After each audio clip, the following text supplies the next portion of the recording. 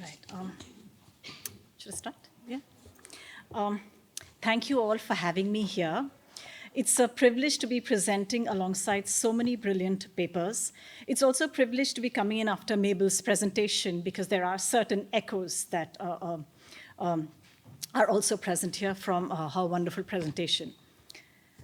When I began conceptualizing this paper earlier in the year and thinking through the questions of art, the state, and climate change, or the Anthropocene, I inevitably turned towards the city I live in. A city embedded in a multi-ethnic region, both politically and ecologically precarious, with a history of counterinsurgency, insurgency, and political disturbances, now grappling with the effects of perceived climate change. Alarming reports warn that this state that I live in has 15 of the 25 districts most vulnerable to climate change in India, with rainfall patterns and high temperatures reflecting global trends in weather distress and livelihood issues.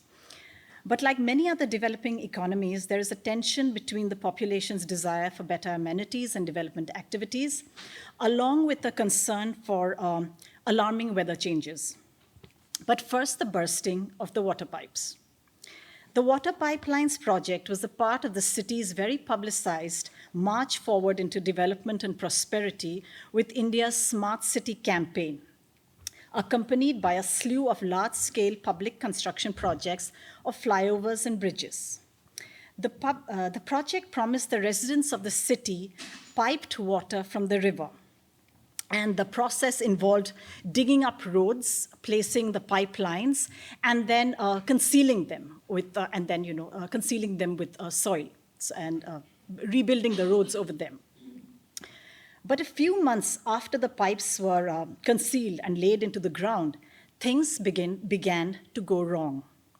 The first pipe burst took place in my neighborhood with the force of the water killing one person, injuring several, causing extensive damage to property. After that, pipelines around the city began to burst unpredictably and without warning, reminding residents of the floods that the city and the region was already familiar with as a defining trope of its geography. The Water Pipeline project was an ambitious development project done in collaboration with aid from a foreign country that attempted to, quote unquote, harness the power of the river to deliver piped water to the city for development purpose. That's what the engineering firm puts. That's how the engineering firm puts it. But like the river and the floods, the water pipes inexplicably bursting just a few months after they were placed felt uncanny. Conjectures flowed on whether it was corruption or inefficiency or simply magic.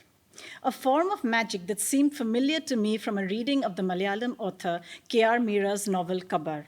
The magic that arrived unexpectedly at a time of political crisis to produce unexpected results. Magic that, like repressed stories and murdered women, burst out of their buried state and into our world. The sense of dread of these water pipes bursting, these small everyday disturbances, echoed other changes in the region, like the unseasonal shifts in temperature, increased heat, changes in rain pattern, as well as alarming political events. That perhaps foretold a bigger crisis in the future, or the past for that matter. The matter of the water pipe bursts also forced me into a reckoning with the arts of the state, particularly that of rhetoric, but I will arrive on that a little later. And then, as it happens, in the interim between my thinking of water pipes as metaphors and the transcription of these ideas into a paper, more dramatic and devastating events were to take place, and Mabel has already spoken of this, which was the glacial lake outburst flood that took place in Sikkim earlier this month. And here the operative word again is burst. So once again, what you had was sudden unseasonal rainfall leading to the bursting of a glacial lake that unleashed such fury that the floods took away in its spate dams, army camps, whole villages and towns. This after, again, as the previous paper showed us, years of warnings by locals, anti-dam activists of the effects of hydro projects in the area. The Teesta is a river I have never seen, but know of primarily from stories and arts of lecture artists and anti-dam protesters. as a sacred river that was there in the beginning of creation and that flowed from the Himalayas to the ocean as a sacred space of bounty and magic. Now the river flowed downstream, carrying along the waters explosives and ammunition. And if there was a metaphor of this region and possibly the Anthropocene with its developmental disasters and militarized and fragile ecosystems, it is this. The Tista flowing downstream from the hills to the oceans, carrying in its water live arms and munitions. The old stories are gone. These are the new stories that illuminate our current times. Except this is not a myth, or not yet. This is a part of empirical records, official narratives. There is a child who plucked a mortar shell from the river and died.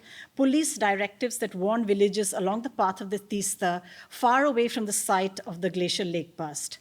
In light of the severe flooding, certain military equipment, including firearms and explosives, were carried away by the Tista River.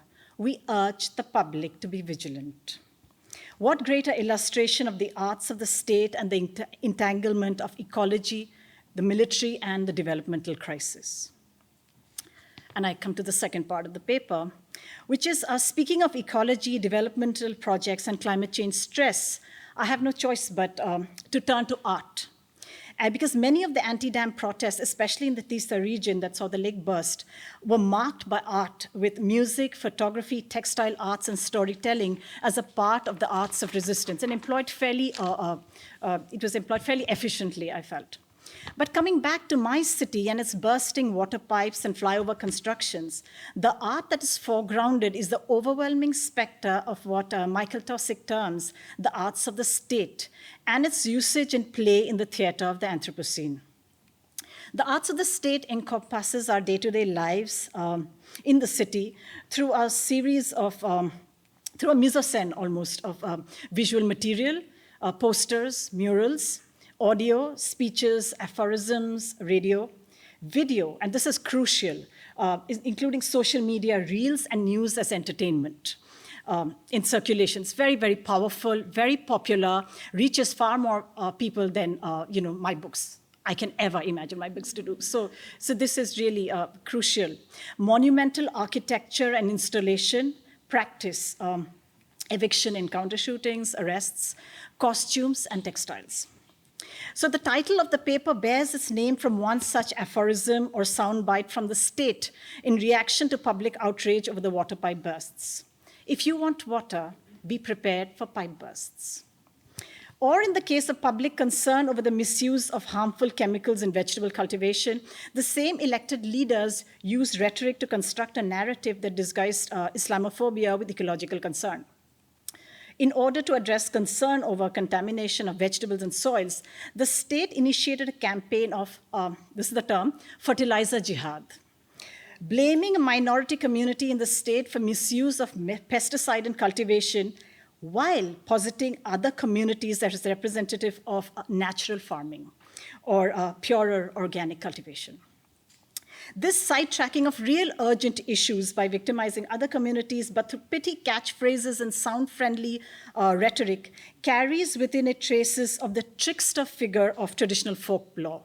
So what you have are this part buffoon, part powerful controller of destiny, who use this bag of tricks to outwit not those in power, as they would in the old stories, but the dissenters and those who question or protest the status quo of destructive environmental policies and corruption. Another form of the bad shamans, to borrow a term from Michael Taussig again, it's a wonderful formulation for charismatic leaders who twist and pervert rhetoric to serve their cause and outwit the populace. This too is a form of art. When thinking about the city and the region, the state becomes a huge player in the art scene, not just at the level of patronage of museums and official art institutes, but also public art spaces such as walls. In the region and in my city, in the last few decades of insurgency and rebellion, to borrow Eduardo Galeano's popular but yet wonderful line, Walls served as not just the publisher of the poor, but the underground anonymous voices of student groups, militants, and proscribed groups. with slogans and symbols painted onto walls in the dark of the night anonymously, to be read and viewed with a mixture of awe, fear, and possibility in the day by the populace in a very public sphere, such as walls of institutions and buildings.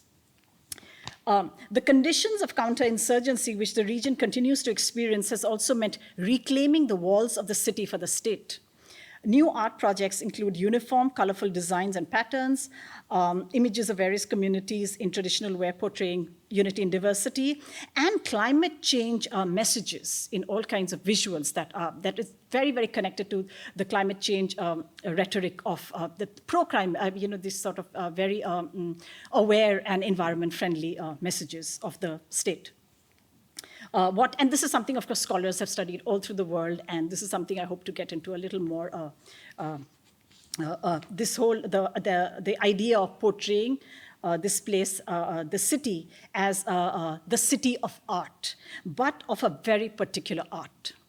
And now I arrive at the final section of my paper, which is the fragile archive, dissenting, disappeared art in the unnamed city, because my city that I refer to continues to remain unnamed.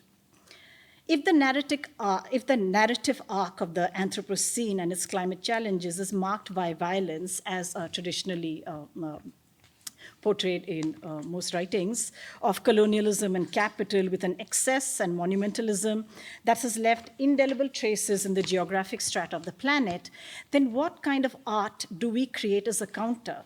Or rather, what art is created from these conditions? Again, stepping back into my still unnamed city, I ask, are there other stories? Other traces of dissenting arts that continue in the shadow of the overwhelming specter of the arts of the state? Not so much, and here, I'm not looking for an antidote to the arts of the state, but rather dissenting weeds that sprout in the form of resistance in an otherwise ordered and disciplined garden. This also, and I'm also very aware, for instance, and I just want to get into that briefly here, of the citation dynamics, of my paper when I begin to sort of look at other forms of art. Because all the state-sponsored projects, all my citation, the references are all from established media houses, reports. They're easy to verify. You can source them online. They're reliable sources. And they give us a very strong idea of how much the media ecosystem supports and amplifies the arts of the state in this region, even if it is to critique it. Because even to critique it, it is still a recording, it is still a documentation, it is still there. But what about the dissenting arts? How do we seek them out, and how do we seek them out? How do we reference disappeared arts? And for this, I borrow Sarah Ahmed's idea of the fragile archive. Her formulation for the persistence of feminist texts, often ignored or repressed by the canon, that continues to exist and inspire, continues to persist despite these adverse conditions. And there has been so much work done on the city and the archive, and I just don't have that space to go into there, but I hope to do so when I have a detailed work. So then I try and seek out a couple of these moments in my paper, just to see, to look for these other arts. Yes. And so when I started to do this, I saw that I was looking more for traces, for fragments, and marks, for the making of that persist despite censorship, and of the fragile archives of the Anthropocene. So some of the examples, so one example I have is of a mural by a collective on a city wall. So with the city celebrating murals and artworks as a city of art, a bunch of artists started to work, an art collective started to work in 2020 on a mural. And they were bewildered to have the police arrive, interrupt their painting, and then take them in for, again, quotation marks, for questioning. They were painting the likeness of a political leader who had led anti-government protests. Okay. And the next day, they were forced to whitewash the wall and paint over the portrait under police supervision. And this painting over two becomes, I feel, a crucial part of the art in that sense. The other instance is from a neighboring state where a lawyer and an artist And the artist is very, very prolific public art artist. And so what they did was they were arrested for painting a raised fist and an anti-dam message on a mural that was commissioned by the state to celebrate 50 years of state formation and depict 50 years of state formation. This is a neighboring state. And so as a part of this mural, which was called the Wall of Harmony, they had also depicted dams as a part of the history of the state. So, these people, this lawyer and this artist, they went in and put in their fist and the message. And of course, they were promptly arrested for their troubles. So then I'm just going to quote from a report about what happens next, and it's really quite fantastic if you sort of think about it. About a week later, the words had been painted over as a part of their court condition. So about a week later, the words had been painted over, although the fist remained. However, heavy rains led to a breach in the wall, and water came gushing out of the cracks, making the mural perhaps a bit too true to life. And so once again, you have water and coming through infrastructure, and in some sense giving us these very brief moments of hope. And I say this moment of hope very deliberately because despite this incident was actually read by anti-dam activists in that state as a moment of hope. And I thought that was very, despairing as well, very, very touching moments. So I'm going to end here with, I don't have time to get into the city that remains unnamed, so we'll leave that for later. But I'm just going to end here quickly with another fragment of a poem, because all of these are male artists, so so it's a little bit. So I'm going to end with a fragment by another poet. In March 2022, a 19-year-old maths undergraduate was jailed for more than 2 months on account of a poem that she published on social media. She was arrested under draconian security law for her intent to wage war against the nation because the lines of the poem had reference to revolution and the image of a sun that is often associated with a proscribed group. The poet took down the poem from her social media account as soon as the uproar began, and she was acquitted of the charges a year later. And of course, then she gave interviews saying that she's going to be careful about the kind of poems written, and she learned her lesson. So all we have left of this entire episode is we don't have the poem any longer because she took it down from whatever accounts there were. But what we have are fragments of the poem that were deemed problematic, which is because all the media reports that quote the lines as to for what she was in trouble. So all we are left with is those lines, and I'm going to end with that. So it's an Assamese, and so the lines of the poem that remain are. Ako korim rastrodroh, which is to say, I will commit treason again. So I think that, so I just end. I think that's a fitting end because I don't want to exceed the time, but yes, thank you.